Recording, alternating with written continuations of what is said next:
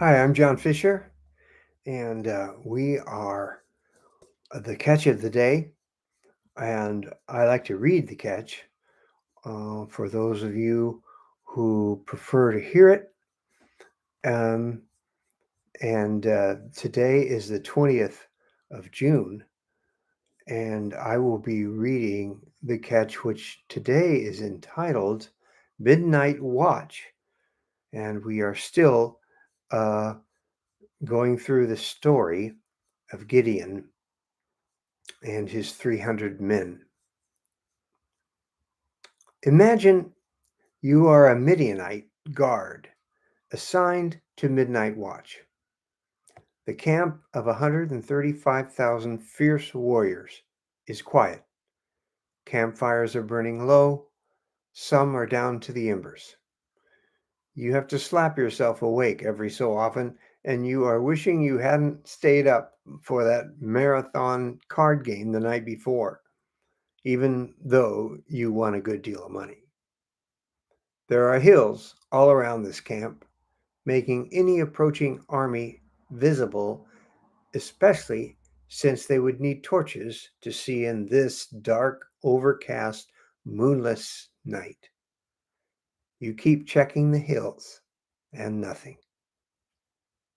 Suddenly, the quiet is broken by the voices of men shouting and the sound of many horns blowing. You look at the hillside and there are hundreds of torches snaking down towards you. You look to the right and see the same thing, to the left, the same, and behind you, sure enough, you are completely surrounded. How did they get this close so unnoticed?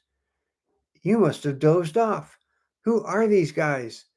There must be thousands and thousands of them if each one of those torches represents a battalion of warriors.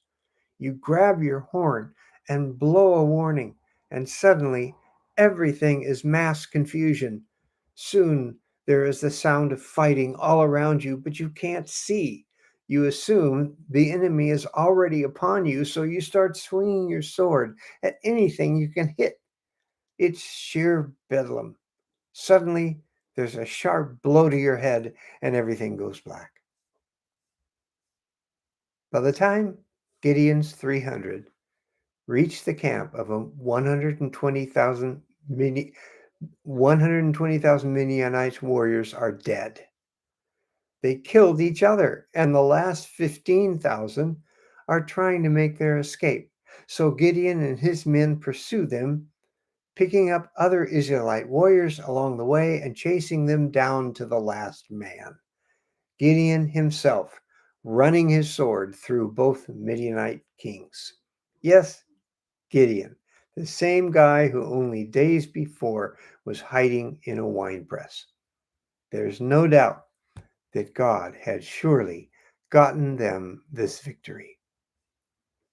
It's remarkable how thoroughly God has woven truth into history. He doesn't waste anything.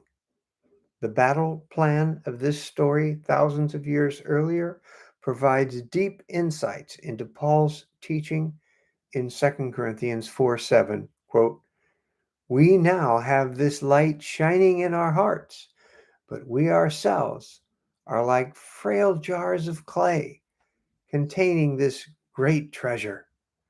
This makes it clear that our great power is from God, not from ourselves. Gideon and his 300 warriors had kept their torches hidden inside the clay jars until they got in position on the hillside surrounding the enemy camp. Then, at Gideon's command, they smashed their jars, held up their torches, blew their horns, and shouted, a sword for the Lord and for Gideon, and charged the camp, so that by the time anyone saw them, they were almost on top of them, causing widespread panic. The obvious metaphor here that cannot be wasted on sheer coincidence is that God has shown his light in our hearts, 2 Corinthians 4:6, and we, as fragile jars of clay, display that light as we are cracked and made vulnerable by the circumstances in our lives and ordinary challenges that face all of us and show up our human frailty. In fact, everything about this story of Gideon, his fear, his hiding, his excuses, his need for proof that God would be with them, the elimination of anything he could trust in other than God, and his ultimate victory due only to the power of God.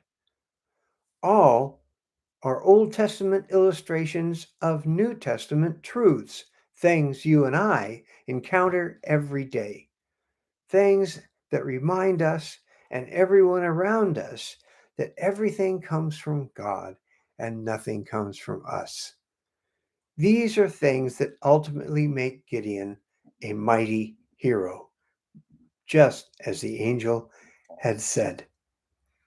But you can't see the light until the clay jar is cracked. What has cracked you open? What has made you vulnerable?